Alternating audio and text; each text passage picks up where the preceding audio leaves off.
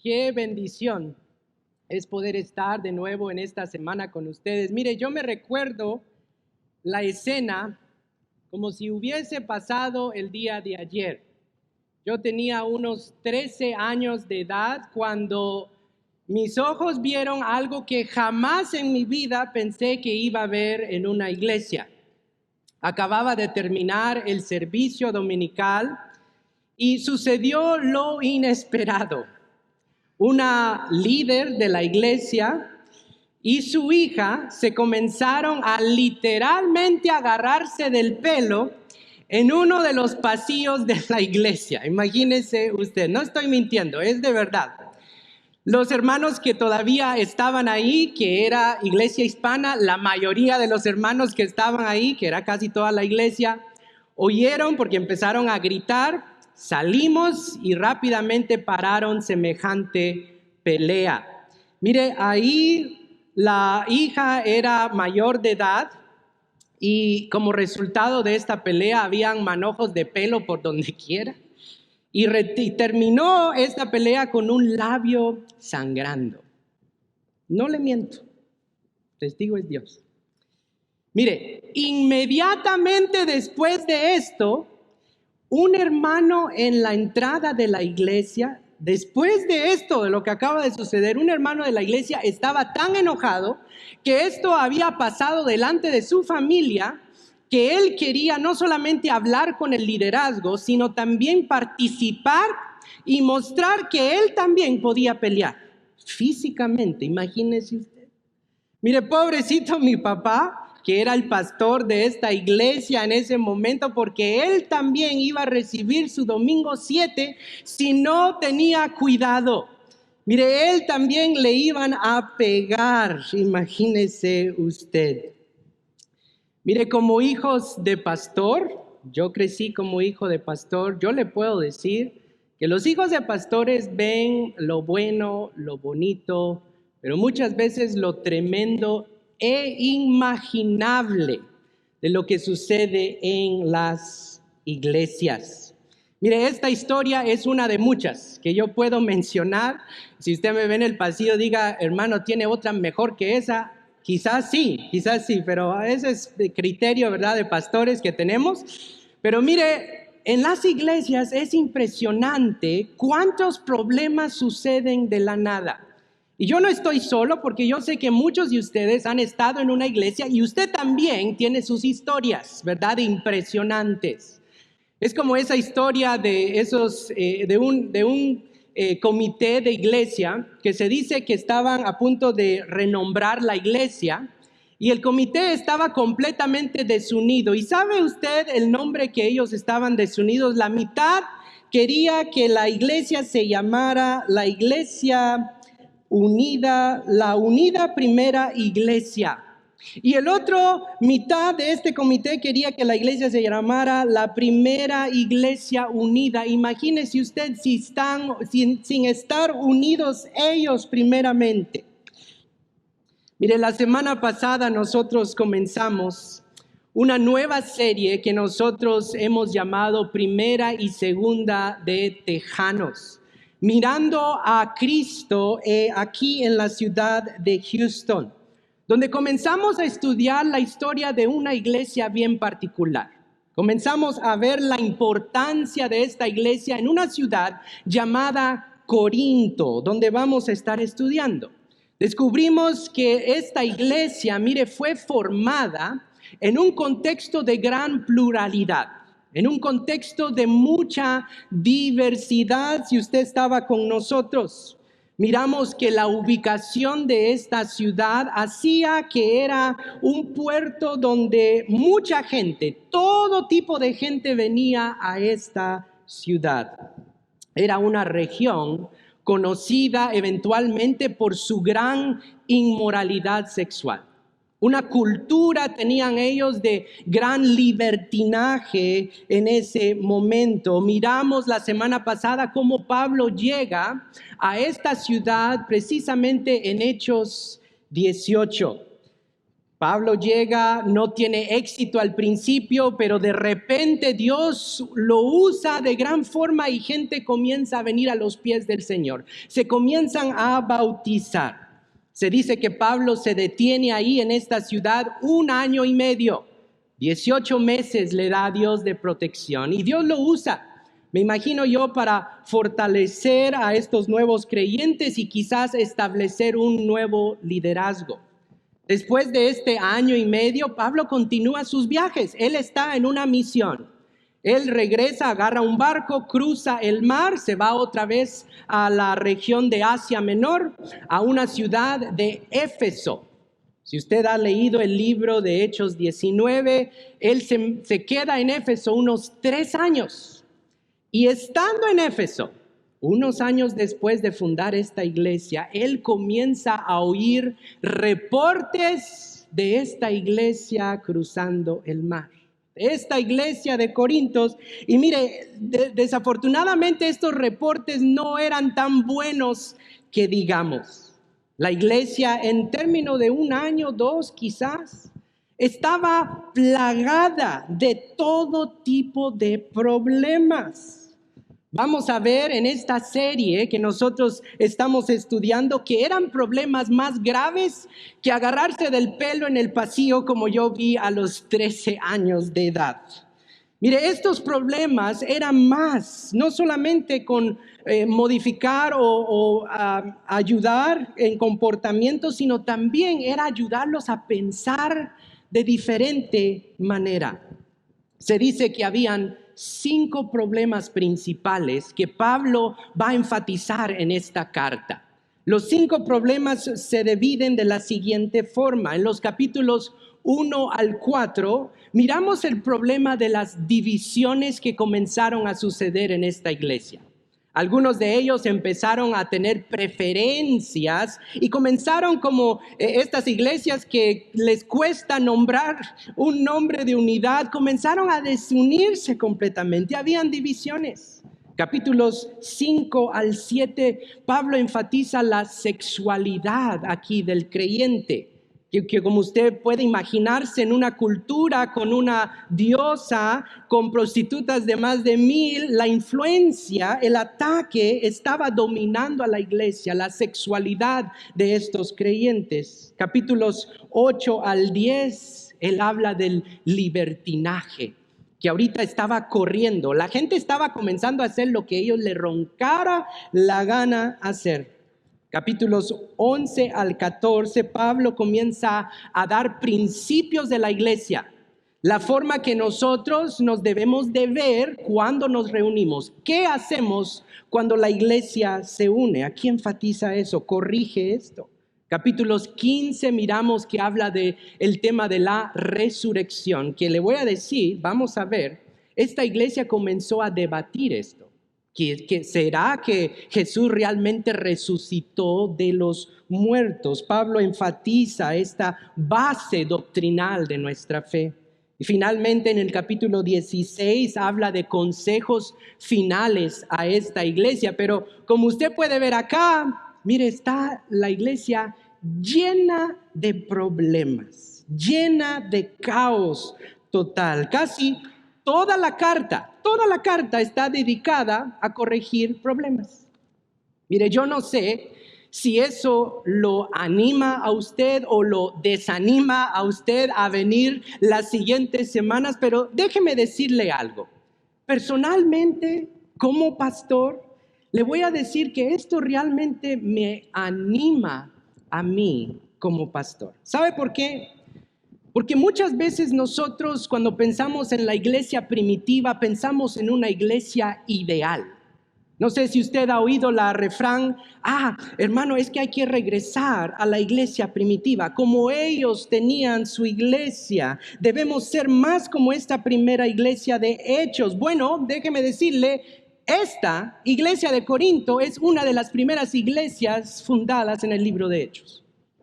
Esta es una de las iglesias, solo que no la consideramos, pero la es. Le voy a decir, amigo, esta es la iglesia que Dios fundó. Mire, esto me deja saber a mí el día de hoy que la iglesia del Nuevo Testamento estaba llena de personas imperfectas como usted y como yo. Personas necesitadas de Jesús. Mire, casi todas las cartas que Pablo escribe está enfatizando un problema, está corrigiendo algo, está exhortando de una forma. Hay excepciones, algunas iglesias que no menciona corrección, pero la mayoría él está enfatizando porque mire, son personas necesitadas de Jesús. Nosotros aquí en esta iglesia local, nosotros también necesitamos de Jesús. Mire, amigo, usted jamás va a encontrar una iglesia perfecta. Y si la encuentra, mire, no le diga a nadie y no la visite para no arruinarla. Porque no vamos a encontrar una iglesia perfecta. Jamás. Todos necesitamos de Cristo Jesús. Lo hermoso de Primera de Corintios es que Pablo, mire, cuando él enfatiza el problema, siempre nos va a regresar a Cristo Jesús. Siempre va a regresar a las buenas noticias de Jesús. Mire, para Pablo, Cristo era más que suficiente para ayudarnos en cualquier división. Más que suficiente para ayudarnos en cualquier tema de sexualidad que nosotros estamos lidiando. Más que suficiente para alinearnos a su voluntad. Y es precisamente como él comienza este libro, enfatizando esta perspectiva con esta iglesia que lo necesita. Si es que si usted tiene su Biblia, quiero que la abra y vamos a empezar literalmente en el versículo 1 de Primera de Corintios, capítulo 1, versículo 1. Mire, mucho antes de enfatizar los problemas obvios, ¿no? El elefante ahí en la casa metida con estos creyentes, mire, mucho antes de enfatizar eso, Pablo se dirige directamente a estos creyentes con unas verdades que nosotros hoy necesitamos oír. Quizás usted entró en por estas puertas el día de hoy. Mire, usted no importa qué condición se encuentre con el Señor, todos acá necesitamos oír estas verdades si estamos en Él. Antes que nada, Pablo les dice, iglesia de Corinto, recuerden primeramente su identidad en Cristo Jesús. Bien interesante. Mire, la sociedad para estos creyentes en Corinto les estaba enseñando algo sin saberlo. Les estaba enseñando a ser personas de gran libertinaje. Les estaba influyendo de una forma u otra. Los creyentes de Corinto, como nosotros, mire, fácilmente somos tentados por el mundo que nos rodea a irnos allá y desobedecer a Dios. Fácilmente nuestra cultura empieza a definir lo que somos, hermanos, sin saberlo. Podemos usar ejemplos el día de hoy de nuestra sociedad. Hoy en día, mire, los comerciales que nosotros vemos en la televisión, de tener ese carro hermoso, ¿verdad? Está el Lexus en Navidad con ese moño rojo que le ponen todos los años. Tener este carro hermoso o tener esa joyería que ahorita usted va a empezar a ver por el día de San Valentín que está acercándose. Si usted tiene estos carros, si usted tiene estas joyas, mire, el valor de su vida va a subir. Si usted tiene cosas, usted tiene valor, es lo que la sociedad nos enseña. Hoy en día comerciales de cerveza nos dice que usted no puede ser alegre sin tomar cerveza. Que si usted quiere un buen tiempo en amigos, usted tiene que tener esa cerveza a su lado. Hoy en día comerciales, por ejemplo, de retiro o de ahorro o de planeación financiera nos dicen que si usted no tiene X cantidad en el banco a X tiempo de edad, usted es un fracaso como una persona. Comerciales hoy en día de salud y belleza exterior, dietas que nos muestran en medios sociales, en la televisión, mire, nos dice que nuestro valor viene de la forma que nosotros nos vemos. La forma que nosotros nos sentimos. Ahora, no es malo tener ciertas cosas. No es malo nosotros preocuparnos de nuestra salud, pero la Biblia siempre nos va a regresar al dador de todas las cosas para encontrar nuestra felicidad y nuestra identidad. La Biblia siempre nos va a llevar al dador de todo lo que usted y yo tenemos. Recuerde, hermano, nosotros somos mayordomos únicamente de las bendiciones que tenemos en Cristo Jesús. Pablo, un hombre como usted y como yo, conocía muy bien dónde venía su identidad, de dónde venía su felicidad. Y comienza el capítulo 1, versículo 1 de una forma interesante. Mire esto. Él dice, Pablo, llamado por la voluntad ¿de quién? De Dios, a ser apóstol de Cristo Jesús. Mire, una increíble descripción de él mismo. Es increíble porque no se trata nada de él. Mire, cuando alguien le dice quién es usted, nosotros por default pensamos en lo que hacemos. Pero Pablo sabía que no importa lo que él hace, él es definido por su identidad encontrada en Cristo Jesús. Él dice, yo soy apóstol. ¿Qué significa apóstol? Bueno, apóstol era alguien enviado de parte de Dios. Él dice, yo soy enviado de Dios únicamente no por la voluntad mía, sino por la voluntad ¿de quién? De Dios. En otras palabras, mire, yo sé que fue la voluntad de Dios que ha hecho todo posible en mi vida. De ahí se agarraba el apóstol Pablo. Mire, Pablo sabía muy bien que fue Dios, amigo, hermano, Dios únicamente que lo pudo parar en su caballo, en ese orgullo que él tenía, en persiguiendo a los creyentes en Hechos capítulo 9. Pablo sabía muy bien que era únicamente Dios que le dio vista a sus ojos ciegos, de la hermosura de quien realmente era Jesús para su vida.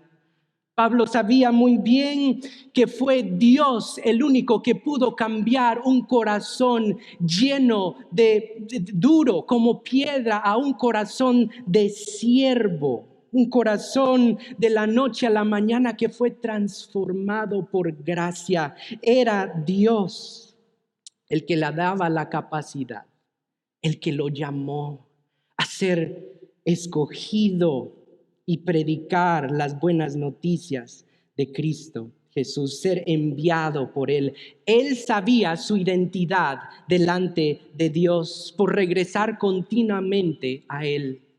Ahora mire lo que Él les dice a la iglesia.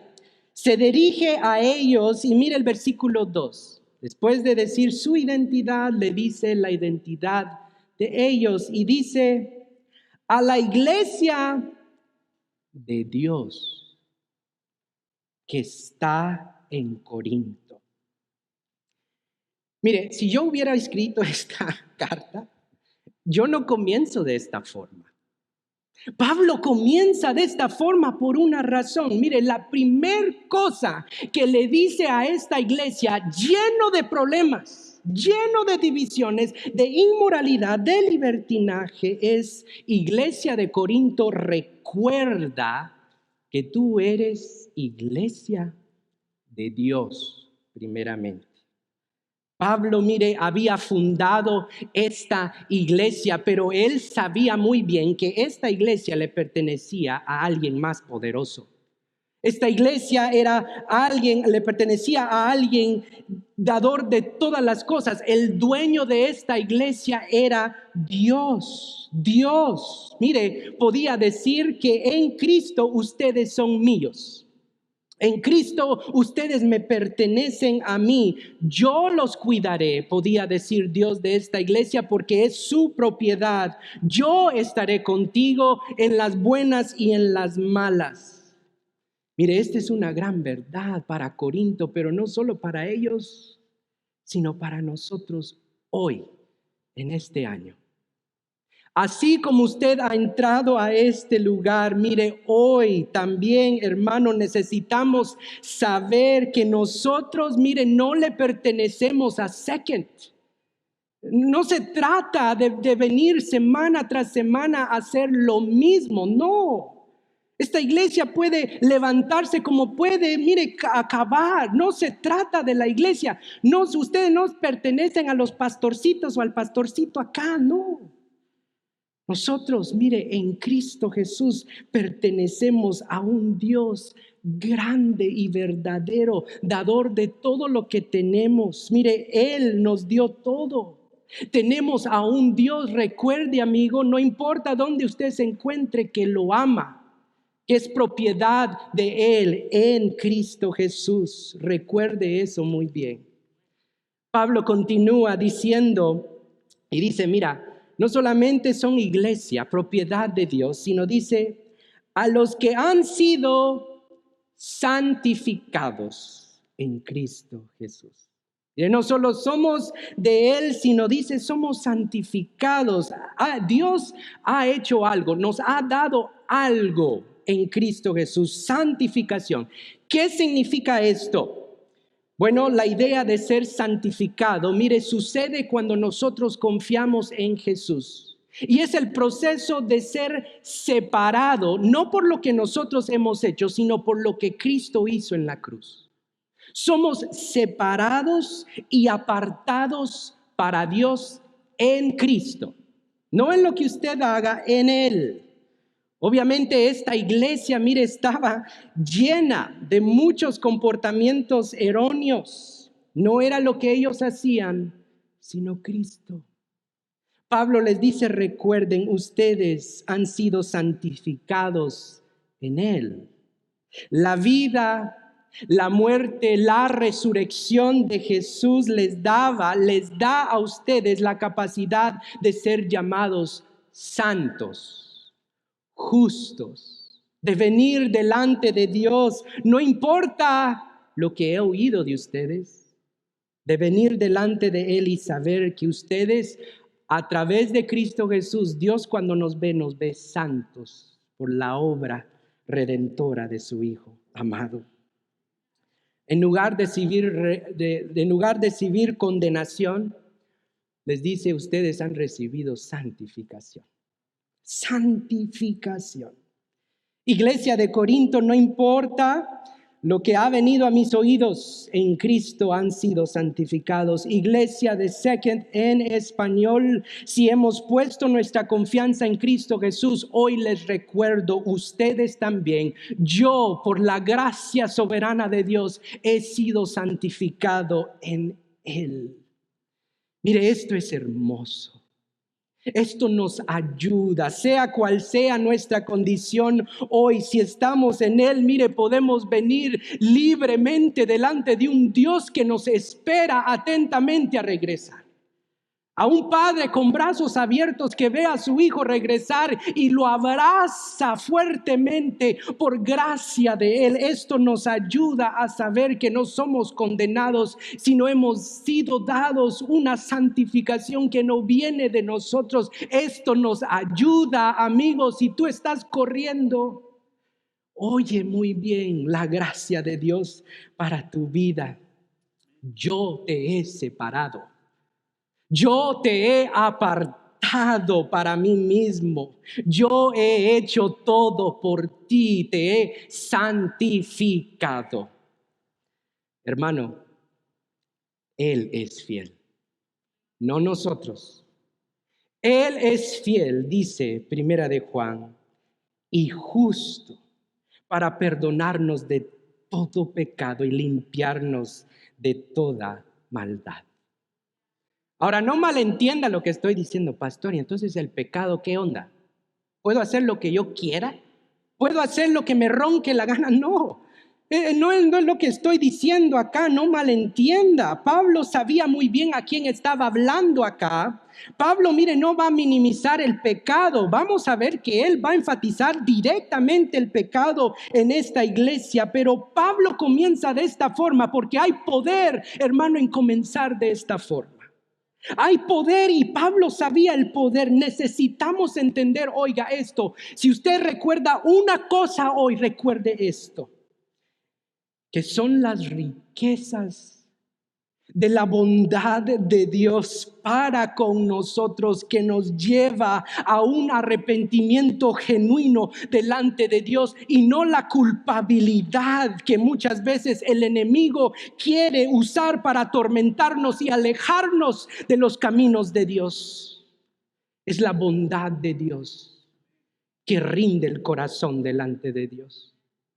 Es la bondad de Dios cuando la captamos que nos ayuda a decir no al pecado y sí por agradecimiento en obediencia a Él, no porque lo que yo tengo que hacer, porque no es reglas. La vida cristiana es un amor que fluye de un corazón que ha sido redimido y santificado por gracia y decir gracias, Señor, yo no merezco lo que tengo. Mira, aquí no se trata de reglas, no hacer. Ayer el doctor Jan dijo algo muy importante de este texto. Dice que muchos de nosotros queremos ser santificados y decimos, bueno, yo le voy a decir no a este pecado. Y empezamos a ponerle no y reglas y empezamos a irnos por legalismo, pero no es legalismo.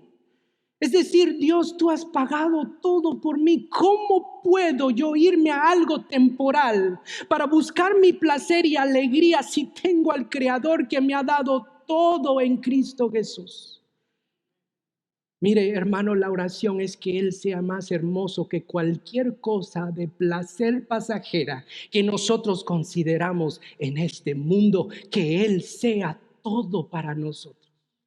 Eso es amar, esto es ser y regresar a Él. Pablo sabía muy bien que si comenzamos así, algo sucede. Si comenzamos así, dejamos que el asombro de la cruz sea lo que nos lleve a rendir a los pies de este Dios que nos da gracia, que nos ama, que es paciente, y usted puede seguir. La gracia de Dios es grande. La pregunta para usted el día de hoy es esta: ¿conoces tú, amigo, la bondad de Dios para tu vida? Las riquezas de la bondad de Dios el día de hoy para tu vida. Hermanos, si tú las conoces y te has alejado, recuerda hoy. Hoy es tu día para regresar. Recuerda hoy quién eres tú. Tú has sido santificado. Pablo continúa este versículo y dice también, no solamente Dios es nuestro Dios, somos iglesia de Dios, hemos sido santificados, sino también a los llamados y llamados a ser santos, le dice a esta iglesia, con todos los que en todas las partes invocan el nombre de nuestro Señor Jesucristo, Señor de ellos y de nosotros. Dice, ustedes han sido llamados también. En otras palabras, iglesia de Corinto, mira, ustedes tienen propósito. Ustedes tienen una función. Yo les he dado propósito en mí. Y mire, no hay mejor llamado que este. No hay mejor propósito que ser usado por Dios donde quiera que nos encontremos. Y yo no estoy hablando acá de que usted tiene que ser un pastor. No estoy hablando acá que usted tiene que trabajar en una iglesia o ser maestro, ser maestra, ser líder o servir acá, aunque queremos que usted sirva acá. Mire, este llamado va más allá. Este llamado va más allá de solamente unirnos acá por quizás 2 horas si usted va a la escuela dominical. Dicen que hay 168 horas a la semana. Yo estoy hablando, si usted viene a la escuela dominical, estoy hablando de las 166 horas que usted tiene en esta semana. ahí es donde nosotros vivimos este llamado. Mire, sucede en esos momentos donde proclamamos en el contexto en el cual estemos este gran propósito, que somos llamados. Si estamos en Cristo Jesús, Pablo nos recuerda hoy que tenemos algo todavía que hacer. Amigo, quizás tú has dicho, Dios ya no me puede usar, porque yo estoy bien alejado de Él, yo ya no estoy caminando con Él. Equivocado.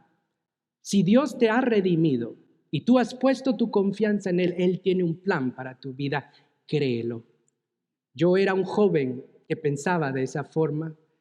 Por la gracia de Dios y dejar a Él obrar en mi vida, mire hermano, Dios ha hecho milagros que yo jamás me imaginé que podía hacer. Él lo puede hacer también en tu vida. Créelo. Tú eres llamado. Recuérdate, regresa a Él. Pablo, mire, comienza este capítulo de Primera de Corintios de una forma extraordinaria. De una forma que nosotros, yo creo que todos acá no vamos a escribir de esta forma primero. Les dice, iglesia de Corintios, recuerda la identidad que tienen en Jesús. Recuerden que son propiedad de Él, ya han sido santificados en Cristo y que tienen un llamado a seguir, pase lo que pase, en la situación que se encuentren, dice Pablo. Mire, él termina esta introducción con una oración en el versículo 4 al 9. Y antes de decir amén en esta oración que usted puede leer en casa, él dice estas palabras comenzando en el versículo 8. Dice así, Él nos mantendrá firmes hasta el fin. ¿Quién nos va a mantener firmes?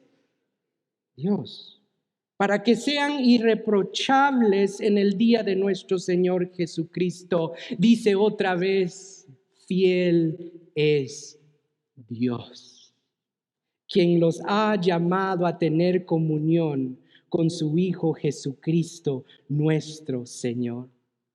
Iglesia de Second en español, Él nos ha llamado a tener comunión con Cristo. Él es fiel para mantenernos en este camino si lo dejamos, si regresamos. Si nos recordamos, mire, el Espíritu Santo ahorita está obrando en corazones. Quizás usted entró en esta mañana y usted pensó que era otra mañana. El Señor quiere hacer algo en su vida, amigo, hermano. Dios nos está llamando a regresar el día de hoy. Hace unos años atrás, yo tuve el privilegio de ir a la ciudad de Barcelona y pude conocer en esta ciudad hermosa a un pastor llamado Danny, o Dani le decían. La iglesia donde estábamos ubicados se llamaba la Iglesia Evangélica de Castelldefels, que queda a unos 25 minutos de la ciudad de Barcelona. Lo que me llamó mucho la atención y nunca se me va a olvidar fue lo que esta iglesia hizo para alcanzar a la comunidad. En Barcelona, España, es muy difícil, son muy liberales y hay que ser creativos en el alcance de la iglesia. Y lo que hizo esta iglesia es crear un restaurante para la comunidad. Y le pusieron a este restaurante el restaurante Imperfect, que quiere decir en inglés el restaurante imperfecto. Lo que me impactó de este restaurante cuando me estaba mostrando el pastor fue las sillas que ellos usaban en este restaurante. Lo que ellos hacían, mire, era ir en toda la comunidad y pedirle a la comunidad que les dieran sus sillas que nadie quería. Las sillas quebradas, las sillas con problemas, las sillas oxidadas, las sillas quizás que estaban muy mal, en pinta muy mal como usted ve acá, con muchas manchas. Y lo que hacían en esta iglesia era recoger a estas sillas y poco a poco comenzar a restaurarlas. Y eran precisamente estas sillas que ellos ponían en este restaurante. Mire, esta es una foto del restaurante en esta iglesia, donde estas sillas quebradas, estas sillas, mire, perdidas que nadie quería, son usadas para la comunidad. Amigo, Dios comenzó a hacer esto en la iglesia de Corinto a través de esta carta de Primera de Corintios. Pero ¿sabes? Esto Dios lo quiere hacer en tu vida. Esto Dios lo puede hacer en tu vida porque Dios, y no nosotros, es fiel. Dios te ama. Dios te ha llamado. Dios te ha santificado. Te ha dado un propósito en una vida únicamente para exaltar su santo nombre.